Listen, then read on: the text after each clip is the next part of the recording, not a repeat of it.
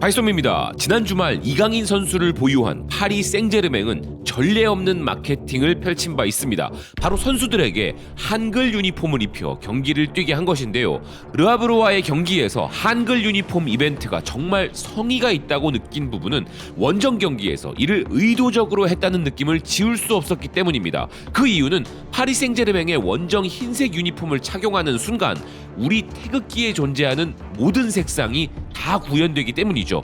파랑과 빨강의 파리 생제르맹의 로고색은 마치 태극과 같은 느낌을 주었고, 그들 원정 유니폼의 색깔인 흰색은 태극기의 바탕색과 같아서 마치 한국 대표팀의 유니폼이라 해도 손색 없는 색깔 구성이었는데, 거기에 선수들의 이름까지 한글로 적혀 있으니 완벽했던 것인데요. 이강인 선수와 같이 아시아 국가에서 스타성을 가진 선수를 보유한다는 것은 유럽 축구 클럽들에게는 더없이 큰 수익을 제공하기에 이런 이벤트성 마케팅은 이전에도 있었습니다. 나카타라는 일본의 레전드가 이탈리아에서 뛸 때 그랬고, 지금 스페인 라리가의 쿠보 역시 그렇습니다. 또한 중국의 몇몇 선수들이 유럽 영입 후 별다른 활약을 하지 못해도 그들은 오직 수익을 위하여 이런 비슷한 이벤트를 했었죠. 그렇지만 파리 생제르맹의 이강인 선수를 활용한 이번 마케팅은 비단 우리 대한민국의 팬들만을 위한 것이 아니었다는 점은 특이점인데요. 유니폼 판매량에서 팀의 에이스인 음바페를 추월하고 파리 생제르맹 홈구장 관중 수를 무려 20%나 증가시켰으며 SNS 팔로워 수도 비약적으로 늘어나게 해준 이강인 선수의 영향력은 그가 한국을 넘어 아시아 대륙 전체에서 인기를 끌기 때문에 가능했던 것으로서, 이는 과거 일본과 중국의 선수들의 인기가 그들 국가 안에서만 영향이 있었던 것과는 큰 차이점이라 할 수 있는 것입니다. 세계적인 실력을 가지고 있는 데다가 뛰어난 스타성은 물론 훌륭한 인성에 더해 팀에 대한 헌신까지 모두 겸비한 이강인 선수의 눈부신 장점들은 클럽 홍보를 위해 그의 이름을 전면에 내세울 만한 가치가 되는 것인데요. 이런 이강인 선수는 물론이고 김민재 선수 역시 바이에른 뮌헨에 큰 가치를 제공함에 따라 바이에른 뮌헨이 내년 아시아 투어에 예정에 없던 한국을 포함시키는 것을 고려하고 있다는 독일 매체 빌트의 소식도 있었습니다.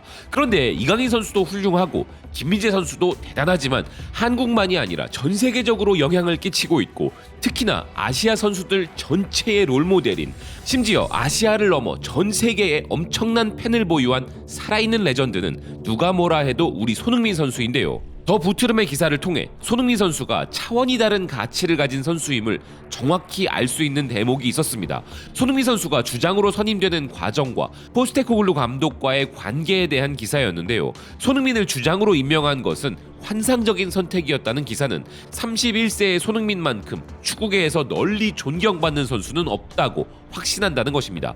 축구 선수로서의 역량은 물론이고 손흥민이라는 사람 그 자체가 영국은 물론 전 세계에서 존경받는다는 것이죠. 그렇기 때문에 손흥민 선수가 토트넘에게 제공하는 비즈니스적 가치를 따진다면 그건 말할 필요도 없을 정도로 팀의 압도적인 비중을 차지하고 있는데요. 특히나 유럽 전 클럽들과 리그들이 가장 군침을 흘리는 최고의 시장, 바로 아시아 시장에서 손흥민 선수는 리그 중계권 협상에까지도 절대적 영향을 미칠 정도로 넘사벽의 가치를 가진 선수이고, 상업적 가치가 높은 국가들인 중국과 일본에서의 그의 영향력은 말할 것도 없습니다. 그래서 이번 맨체스터 시티전에서 손흥민 선수가 보여준 활약에 중국과 일본에서 어떤 반응을 보였는지만 봐도 손흥민 선수의 가치를 확인할 수 있었는데요. 중국의 바이두를 비롯한 다양한 매체들은 이번 맨체스터 시티전에서의 손흥민 선수의 활약상을 실시간으로 집중 보도했습니다. 아시아의 형제 손흥민이 맨체스터 시티를 상대로 1골 1도움을 기록하고 총 18번의 만남에서 8골과 4도움을 기록한 위엄을 선보였다고 보도한 중국 매체들인데요. 또한 우리나라에서도 큰 화제가 된 바 있는 이 경기에서의 손흥민 선수의 자책골, 혹시 이 자책골에 대해서만큼은 그들이 비웃거나 비아냥거리지 않을까 했지만 소후닷컴의 기사에서는 충격적인 이야기가 나오고 있었습니다. 기사는 손흥민이 자책골에 대해 웃으며 좋은 경험이었다고 이야기했다면서 이게 바로 손흥민이라고 극찬을 하고 나선 것인데요. 맨체스터 시티와의 경기 중 손흥민을 맞고 기이하게 휘어진 공이 골대 안으로 들어가자 자괴감과 무력감이 가득한 눈빛들이 모두 손흥민에게로 향했고, 그 역시 실망한 표정을 지었지만 경기 후 그는 미소 지으며 좋은 경험이었다고 이야기했다는 기사는 손흥민은 토트넘에서 중요한 역할을 하는 전사라고 표현했습니다.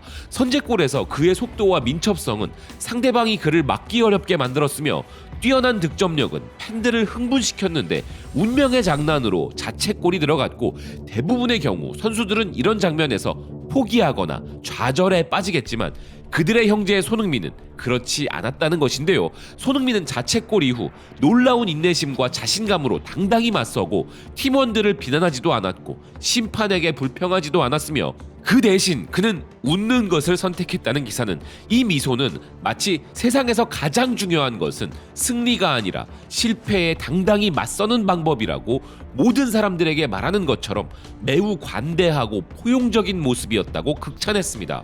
또한 손흥민은 이 상황을 패배라고 생각하는 것이 아니라 되려 이 상황에서 힘을 얻어 경기를 장악했고 그의 미소는 모든 사람의 마음을 감동시켜 관중들은 그에게 박수를 보냈으며 그들은 경기 종료 후 이 용감한 전사를 영웅으로 여겼다고 설명했는데요. 손흥민의 끈기와 긍정적인 태도는 깊은 인상을 주었으며 손흥민의 행동과 태도는 진정한 용기가 무엇인지 보여주었고 어떠한 실패와 좌절에 직면하더라도 미소로 맞서야 한다는 것을 깨닫게 해주었다는 것입니다. 또한 손흥민의 이번 자책골은 그의 선수 경력에 흠이 될 수 있을지 모르지만 그럼에도 그의 가치와 매력은 감출 수 없다는 것인데요. 게다가 손흥민의 이런 경험은 그들에게도 중요한 계시가 되었다면서 실패는 끔찍한 것이 아니기에 그것에 용감하게 맞서고 오히려 그것으로부터 힘을 얻는 것이 진정한 승자다운 모습이라는 것을 알려준 이 젊은 축구 선수에게 경의를 표한다 극찬했습니다. 중국의 손흥민 팬들도 이 기사에 이런 반응을 보였는데요. 손 캡틴이 날아올랐다. 손 형제는 그의 개인 기량에 대해서는 정말로 말할 것이 없다. 아시아 최고의 형제. 지독히도 한국 축구를 싫어하는 중국조차도 손흥민 선수에 한해서는 국적을 넘어선 슈퍼스타로서의 위상을 인정하고 있는 것이죠. 일본 매체들과 일본의 축구 팬들의 반응도 역시 놀라웠습니다. 일본 매체 풋볼 채널은 손흥민 선수의 선제골 당시의 모습을 전하면서 너무 빠른 손흥민이 맨체스터 시티의 수비망을 일격으로 파괴한 초고속 드리블을 선보였다 극찬했는데요. 그 순간 손흥민 선수의 속도에 관객들이 흥분하여 경기장이 소란스러웠을 정도라는 것입니다. 이에 대해 일본 축구 팬들은 이런 반응들을 보였는데요.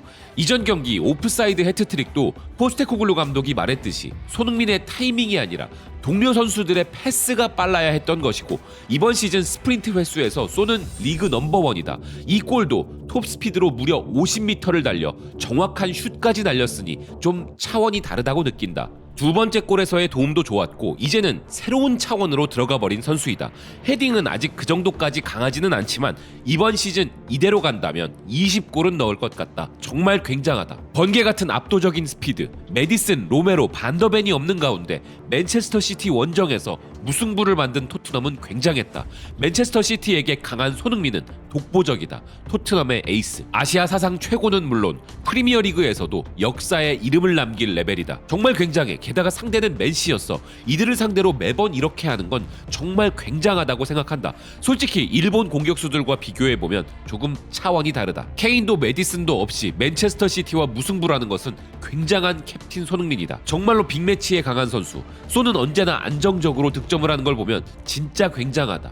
일본인이라면 이런 수준에 도달할 수 없기 때문에 부럽다. 아시안컵에서의 대전이 점점 더 무서워진다. 손흥민이야말로 과소평가되고 있는 선수다. 이만큼 승부에서 강한 스트라이커는 없다. 이 레벨의 스트라이커의 연봉이라고 하기엔 15억에는 너무 저렴한 것 아닌가? 굉장하다. 레알 마드리드에서도 활약할 수 있었는데 3, 4년 전에 레알로 가야 했다. 이 사람은 빅식스 상대로 도대체 몇 골을 넣은 거야? 정말 대단한 세계 최고 수준의 선수. 리버풀의 레전드 수비수였던 해설가 제이미 캐러건은 최근 리뷰 프로그램에서 이런 엄청난 결정력 등의 공격수로서의 자질을 넘어 손흥민이라는 토트넘의 주장이 얼마나 대단한 선수인지를 조명하였습니다. 그는 이번 경기에서 손흥민 선수가 득점뿐만 아니라 동료들에게 기회를 만들고 멈추지 않고 달리는 모습을 보고 저 모습이 바로 리더이고 바로 주장이라고 극찬하였는데요. 이 발언을 전하는 더 부트룸은 손흥민은 프리미어리그 최고의 공격수이자 세계적 선수라면서 케인이 떠난 이후 토트넘의 진정한 리더가 된 그를 높이 평가한다고 전했습니다. 이 평가에 대해 토트넘 팬들은 이런 반응들을 보였는데요. 토트넘의 11명 모두가 열심히 노력했지만 손흥민이 경기장을 뛰어다니는 모습은 늘 놀랍다.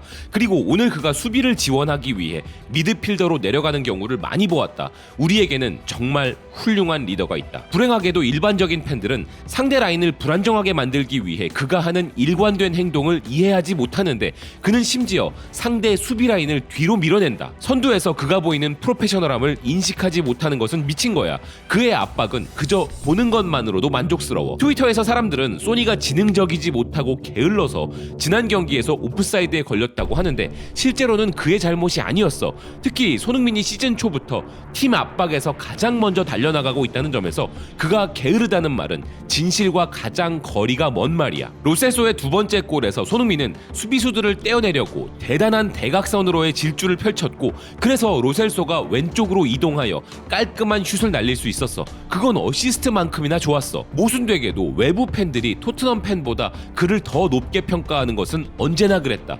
토트넘 팬들은 이번 경기에서 클루셉스키를 더 높게 평가하지만 캐러거와 같은 선수 출신들은 소니를 하이라이트로 보고 있어. 난 손흥민과 브라이언 힐의 압박이 비현실적이라 생각했고 힐은 손흥민을 따라 압박한 20분 동안 완전히 지쳐버렸다. 그리고 그는 하프타임에 교체되었어. 31세의 손흥민이 거의 모든 경기에서 90분 이상 압박을 가하는 모습을 봐 미쳤어. 말도 안 되는 일이지만 소니는 10년이 지나도 눈에 띄지 않는 유형의 선수야. 우린 모두 그가 득점하고 어시스트한다는 걸 알고 있지만 그의 프로정신, 두세 명의 수비수를 끌고 다니는 그의 돌파, 부러진 팔로 득점, 살라와 공동 득점왕, 포체티노 시절에 PK 연계, 무리뉴라는 재앙, 그를 미드필더로 만든 콘테, 케인이 맨시티를 두고 이리저리 재는 동안 그는 계약을 갱신했고 김민재의 가치가 $10,000,000였을 때 그를 영입하기 위해 도왔어. 이제 그는 주장이 되었고 팬들의 절반은 그의 능력을 의심했지만 팀은 수십 년 만에 최고의 출발을 했어. 그는 토트넘을 위해 그의 경력 전체를 바쳤다. 베르바토프, 베일, 모드리치, 에릭센, 케인보다 더 소니는 동상을 받을 자격이 있다. 결국 경기장 밖에 그의 동상이 세워졌으면 좋겠다.